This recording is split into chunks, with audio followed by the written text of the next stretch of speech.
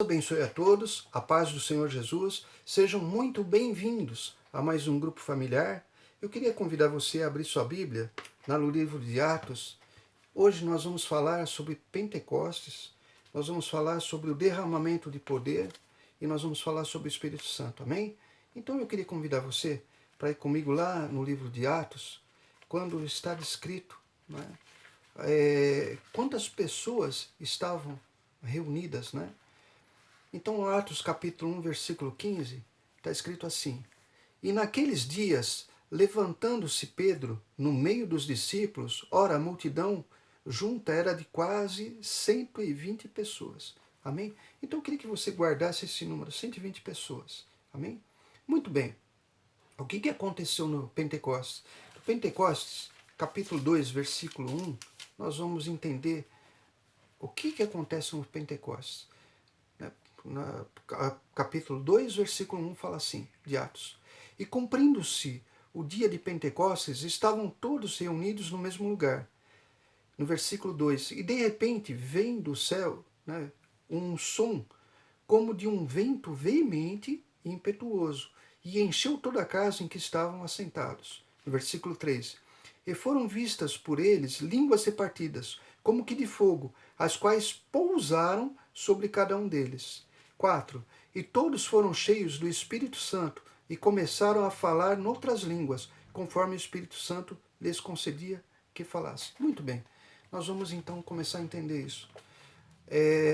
Existiam 120 pessoas no cenáculo lá em Jerusalém, estavam orando, e vem no dia do Pentecostes o derramamento do Espírito Santo, né? E aí a manifestação de 3 sinais sobrenaturais. Primeiro sinal, um som como de um vento veemente e impetuoso, um sinal de poder, né? Um sinal sobrenatural. Segundo sinal, são vistas línguas como que de fogo, né? Pousando em cada um deles, uma visão, né? Sobrenatural, uma visão espetacular. Segundo sinal. Depois vem um terceiro sinal. Eles são cheios do Espírito Santo e começam a falar noutras línguas. Amém?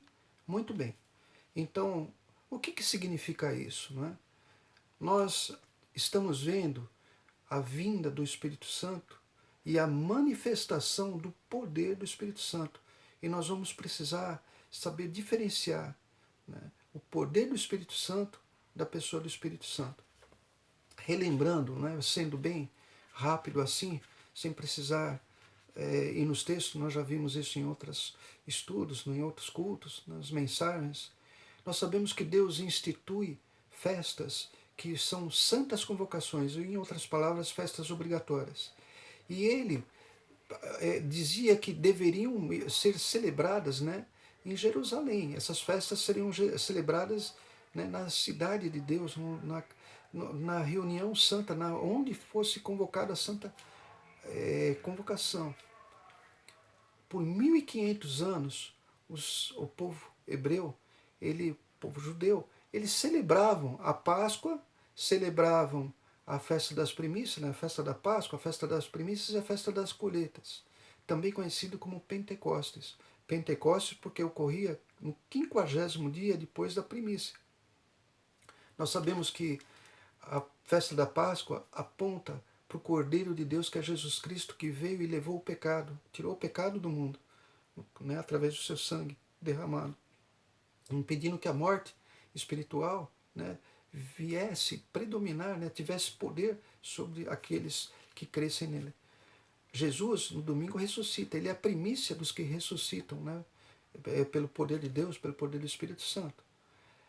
E 50 dias depois, estavam 120 pessoas reunidas.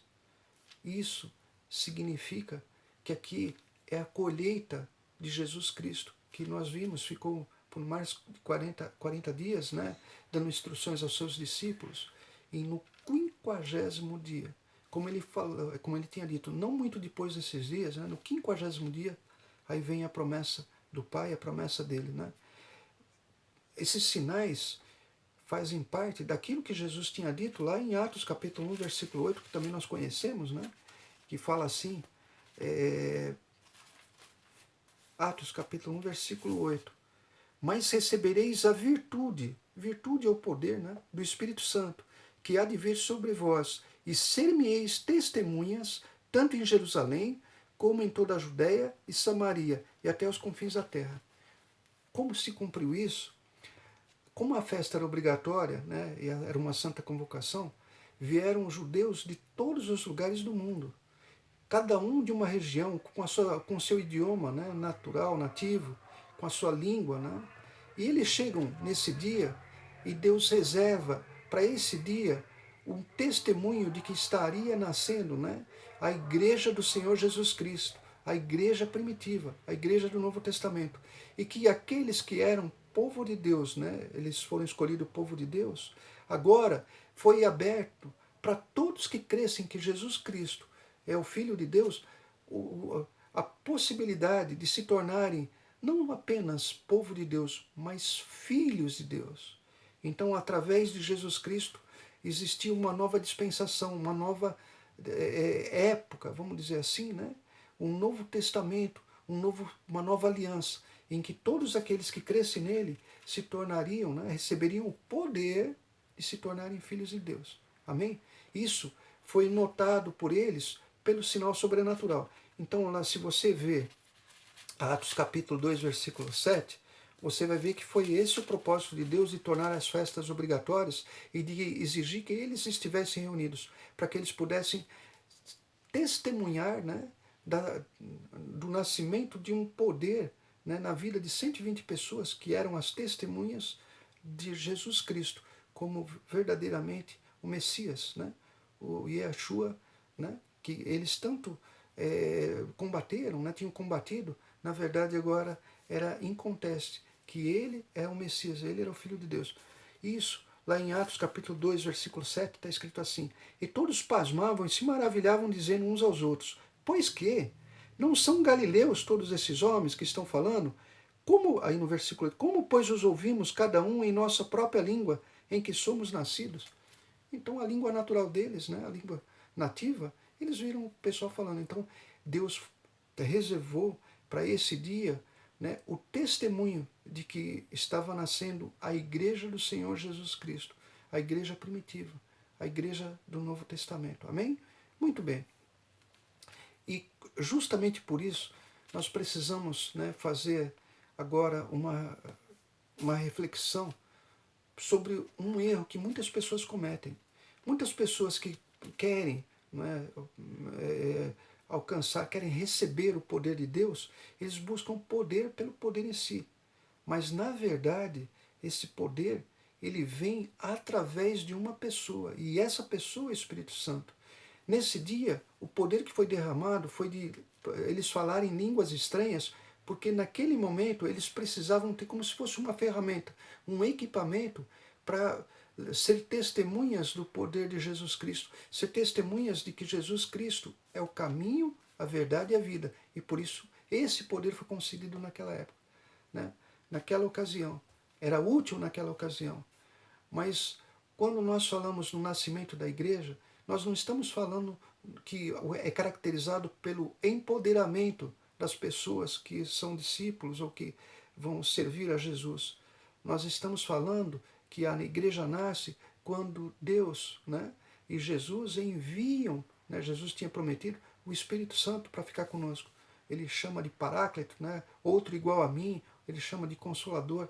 É nesse momento em que o Espírito Santo vem e passa a habitar dentro do coração desses 120, né, discípulos, seguidores, que nasce a igreja. Amém? Você pode falar assim, poxa, mas o Espírito Santo não é um poder?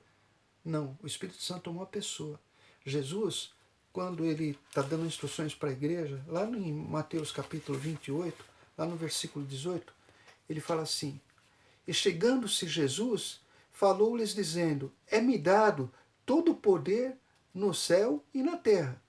Então, ele, no versículo 19, ele fala assim: Portanto, ide, ensinar todas as nações, batizando-as em nome do Pai, do Filho e do Espírito Santo. Aqui, Jesus revela que o Espírito Santo, além de ser uma pessoa, ele é a terceira pessoa da Santíssima Trindade. Nós como temos uma mente humana limitada, é muito difícil de nós entendermos como três pessoas podem formar um único Deus. Mas um dia nós vamos entender, um dia vai ser revelado para nós como que isso acontece. Aqui, Jesus ele fala do Espírito Santo comparando, né, o Espírito Santo ao Deus Pai e a Ele próprio. Em nome do Pai, do Filho e do Espírito Santo. 3 em 1. 3 pessoas que formam um único Deus. Isso é um mistério. Mas se prova que o Espírito Santo é tão Deus ou tanto Deus quanto o Pai e Jesus Cristo. Muito bem.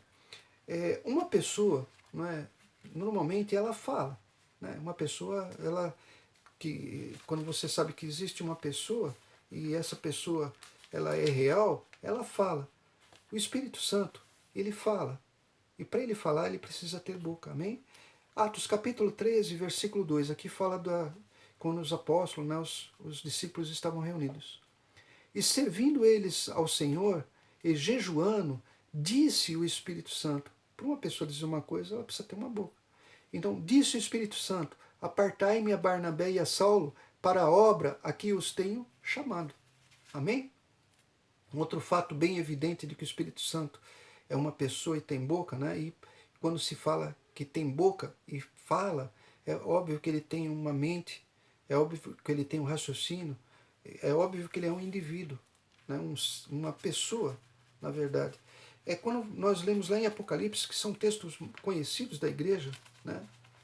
Quando em Apocalipse são escritas cartas para 7 igrejas. E normalmente, no final de cada carta, se termina da mesma maneira. Apocalipse capítulo 2 e capítulo 3. Eu vou ler só alguns para não ficar muito cansativo, mas as 7 cartas terminam assim, depois você pode ler em casa. Capítulo 2, capítulo 3 de Apocalipse. Capítulo 2 de Apocalipse, versículo 7. Fala assim: quem tem ouvidos, ouça o que o Espírito diz às igrejas. Ele precisava falar, e se ele fala, ele é uma pessoa. No versículo 11, fala da mesma forma: quem tem ouvidos, ouça o que o Espírito diz às igrejas. No versículo 17, a terceira carta: quem tem ouvidos, ouça o que o Espírito diz às igrejas. Isso acontece 7 vezes, eu não vou falar, mas você vai ver no capítulo 2 e 3 que se termina a carta alertando. Na verdade, isso é uma advertência, né? Ouça o que o Espírito diz, quer dizer, ele fala. Amém? Ele fala conosco, ele fala com a igreja, ele tem boca, ele pensa, ele tem o intelecto, né? Tem a inteligência para se comunicar conosco. Amém? Mas, ainda se existisse alguma dúvida, nós poderíamos falar de muitos sinais. Mas tem um sinal que caracteriza uma pessoa, né? Fazendo uma comparação bem simples, para que a gente possa entender, se nós pegarmos, por exemplo, um fogão, é uma coisa que todo mundo tem em casa, um fogão. O fogão ele tem um poder. O poder não é sobrenatural, é um poder natural. Mas ele tem um poder. O que faz um fogão? Ele aquece a comida, ele faz a cocção, ele coze os alimentos, ele gera fogo, não é? Um poder natural, mas tem um poder. Mas você nunca vai ver um fogão triste porque a dona de casa não limpou ele. A dona de casa não limpou ele, não limpou as bocas do fogão, ele ficou triste. Por que isso? Porque apesar do fogão ter um poder, né, que nós falamos, um poder natural, ele não é uma pessoa. Se ele se entristecesse, né, aí sim a gente poderia falar assim: bom, se ele tem sentimentos, então ele é uma pessoa. O apóstolo Paulo, quando fala do Espírito Santo lá em Efésios, capítulo 4, versículo 30, ele deixa muito claro que o Espírito Santo é uma pessoa, porque ele fala assim: não entristeçais o Espírito Santo de Deus, no qual estáis selados para o dia da redenção. Se ele se entristece, é porque ele tem sentimento.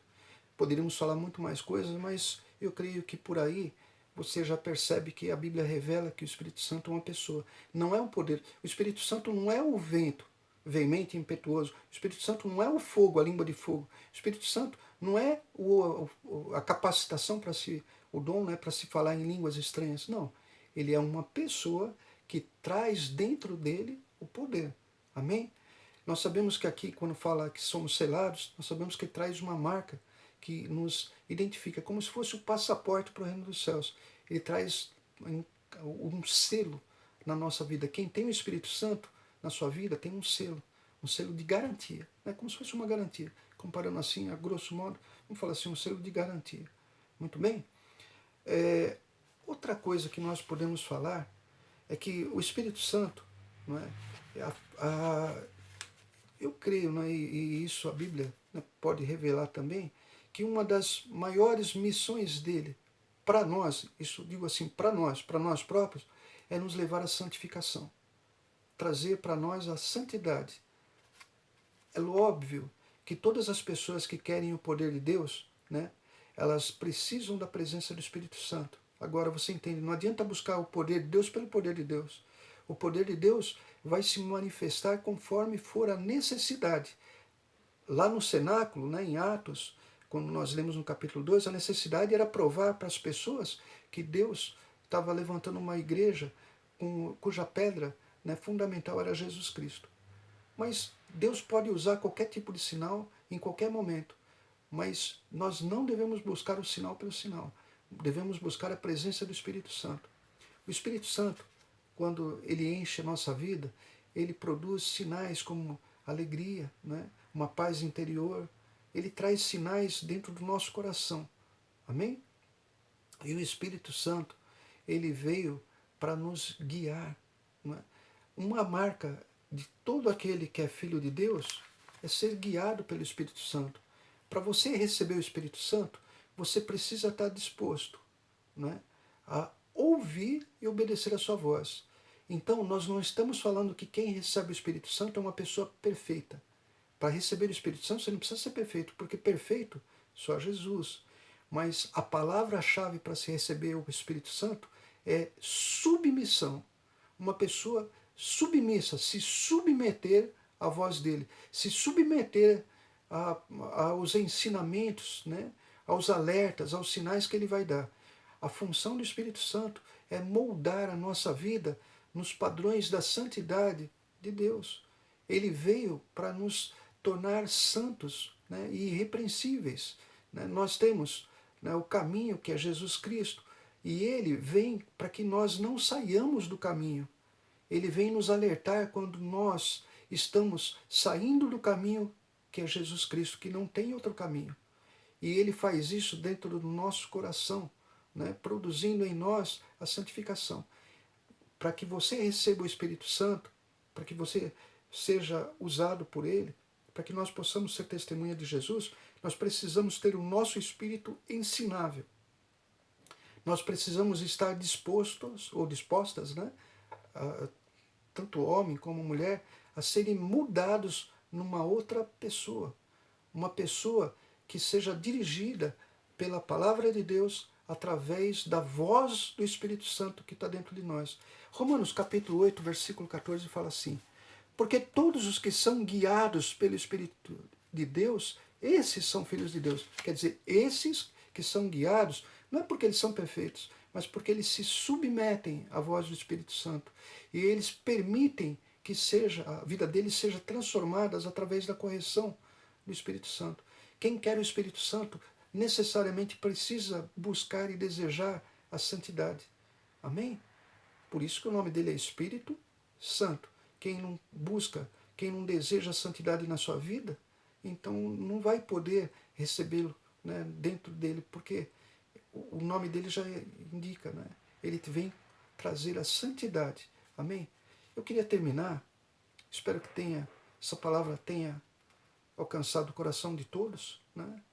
E eu queria terminar só lembrando o que Jesus Cristo fala dele, né? Quando lá em um texto muito conhecido, né, Jesus Cristo fala dele, lá em João capítulo 14, versículo 25 e 26. Preste atenção no que você vai ler agora. Tenho-vos dito isto, estando convosco, mas aquele Consolador, o Espírito Santo, que o Pai enviará em meu nome, esse vos ensinará em todas as coisas, e vos fará lembrar de tudo quanto vos tenho dito. Amém? Então Jesus, ele tem, através do Espírito Santo, a direção da nossa vida. Amém? Porque ele fala, e o Espírito Santo fala ao nosso coração. Jesus é a palavra. O Espírito Santo é o poder de Deus dentro de cada um de nós.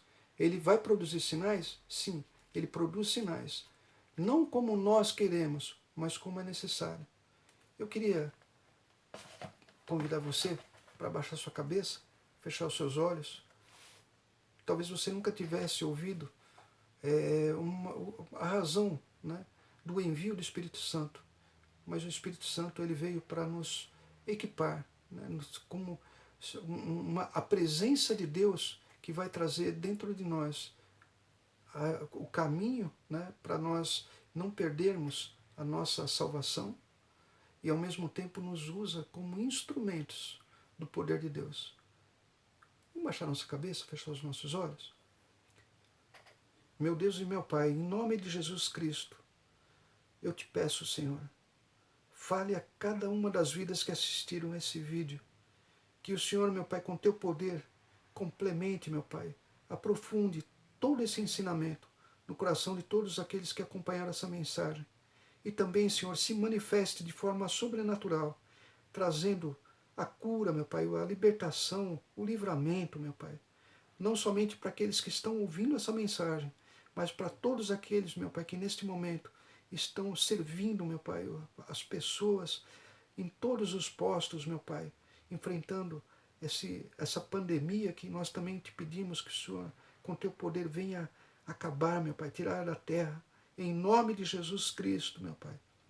Nós sabemos que isso faz parte da tua profecia, faz parte dos sinais, mas proteja o teu povo como o Senhor sempre protegeu, desde o Antigo Testamento, livrando-os, meu Pai, da morte. Em nome de Jesus Cristo, que esse ensinamento fique em nosso coração e que nós possamos desejar a santidade para que nós possamos receber o Espírito Santo de forma sobrenatural em nossas vidas. É o que nós te pedimos, meu Deus e meu Pai, em nome do Senhor Jesus Cristo, e já te agradecemos. Você que crê, concorde com amém e graças a Deus. Deus abençoe a todos. Não esqueçam que domingo, às 10 horas da manhã, nós teremos o nosso culto virtual. Em nome de Jesus.